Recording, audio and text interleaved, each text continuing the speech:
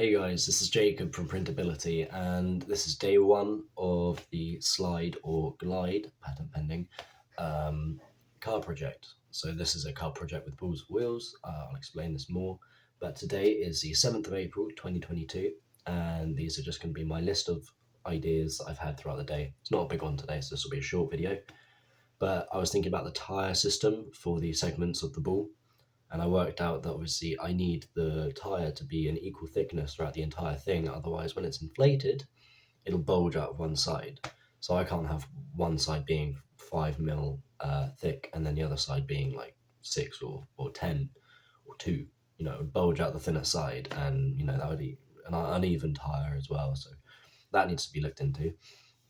But I figured I could work that out actually if I worked out the volume of that segment as a whole eighth of a ball or a sphere, and then I work out the thickness that I want it to be. So if I want it to be 5 millimeters thick rubber, then I work out a segment of a ball that would be 5 millimeters smaller.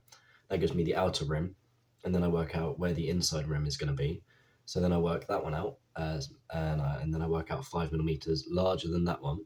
So I have two volumes of just the gap in between the two, because I take away the smaller from the larger. And that gives me the two curved edges, and then all I need to do is fill in the gaps by saying, okay, it's going to go across this edge, which is a straight edge going this way, and it is 125 or something like that millimeters long.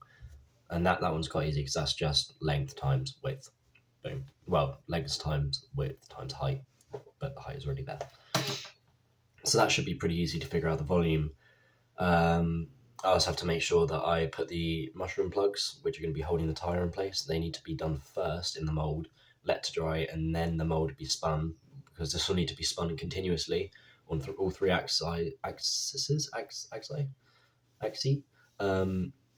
so that it means that the mould is constantly moving, and the liquid rubber, whilst it's setting, can reach all the nooks and crannies and have an even coating on the inside, because once it's done I won't be able to tell if it's done properly. So the first one I'll have to do a smaller version and then cut it open, make sure that each side is I'd give myself probably about a millimeter difference on each side. So that was the tyres, that was the first part of it. And then I realised that the actual ball itself will probably need to have a centre block right in the centre of the ball, funnily enough, with a tapped hole in each corner of this. We'll say it's probably a cube.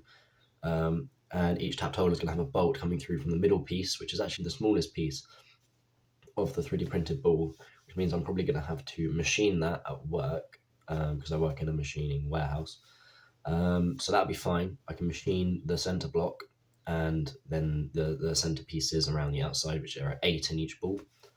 And that'll also mean that they're going to be quite solid, quite strong, which means I can also base most of the side blocks off those, and the ones that aren't based off those can be connected to the other side blocks. Now, obviously, each segment of the ball is going to be attached to each other on the edges, and they'll be just bolted in, and then you can undo the bolts, to take out a segment. This one's going to have a bolt going all the way through the center, so it means that no matter what angle it's being held at, if it's squashed one way, it's going to be pushed through still from the other side. So because there's a center block, the whole ball is going to be held together with quite a lot of tension, which I think is going to be ideal. It's going to stop it from warping, and I mean the 3D printed version is only going to be taking a very light load anyway, but for the bigger version, I thought this would be a good way to test it out, which would be brilliant.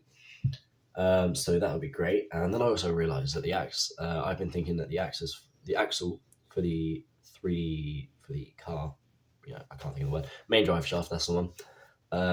It was going to be super tall because it's going to come in above the ball, but I've realized that as soon as it comes up, it does the two 45-degree angles to make it 90 degrees. Now, I'd made them quite long originally, whereas I could really just shorten them so they're practically touching and just have a bearing, making sure that they're staying straight, or two with like a centimeter, a couple, 20, 30 mil, something like that, just to make sure that they are straight and that they're not kind of wobbling around on that bearing, so to speak.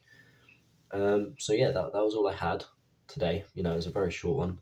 And to anyone who is actually watching this is mostly done so that I can keep a log of everything that's going on in my mind and explain things that I've written down in my calendar a little bit better.